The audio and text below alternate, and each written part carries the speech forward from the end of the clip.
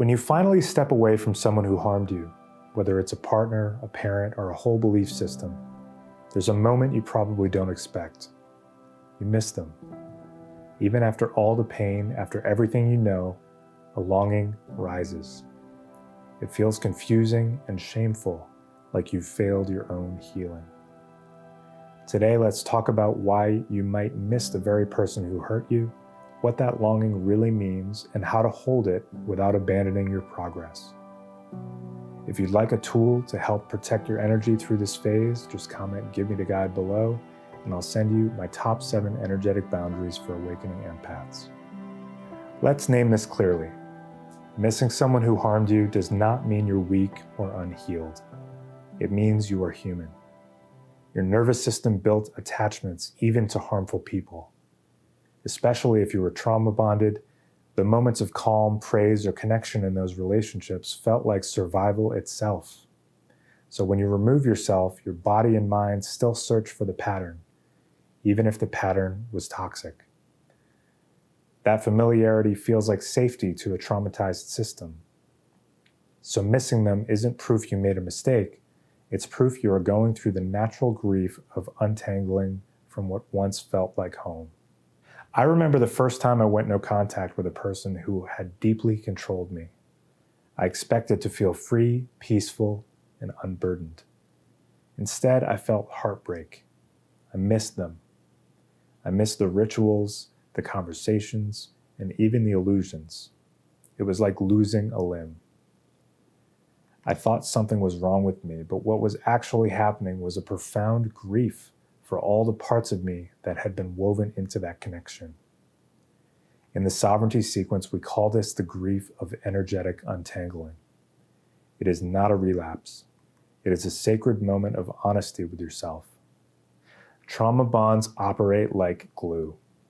They form when intermittent care, when love, approval, or even crumbs of kindness is paired with harm.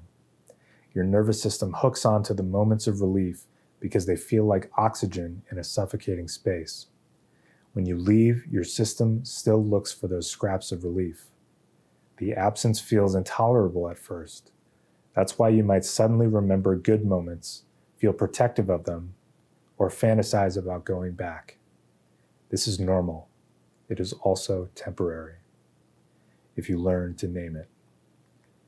Naming the bond breaks the trance.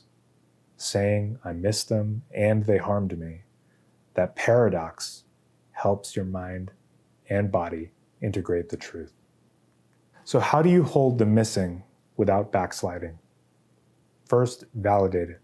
Say out loud, "Of course I miss them. That doesn't mean I need to return." Second, ground your body. Loss lives in the body. Tremors, tightness, and tears. So let those sensations move. Breath, gentle movement, or even crying are forms of release.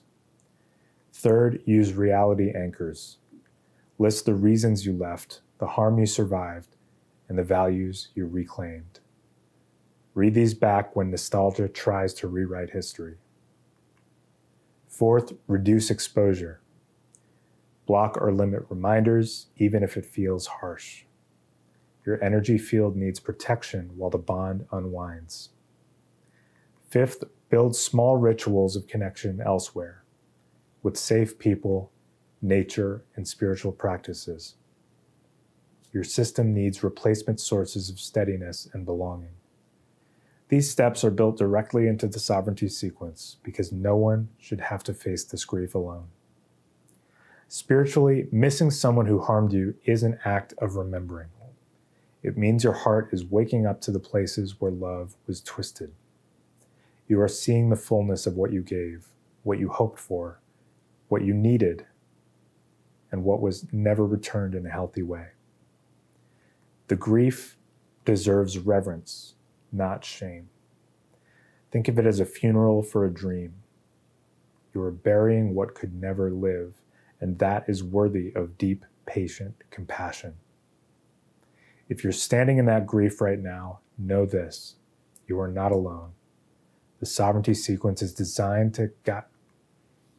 If you're standing in that grief right now, know this, that you are not alone. The sovereignty sequence is designed to guide you through the post-exit void, or what I call the sovereign eclipse, helping you process these complicated feelings without collapsing back into old patterns.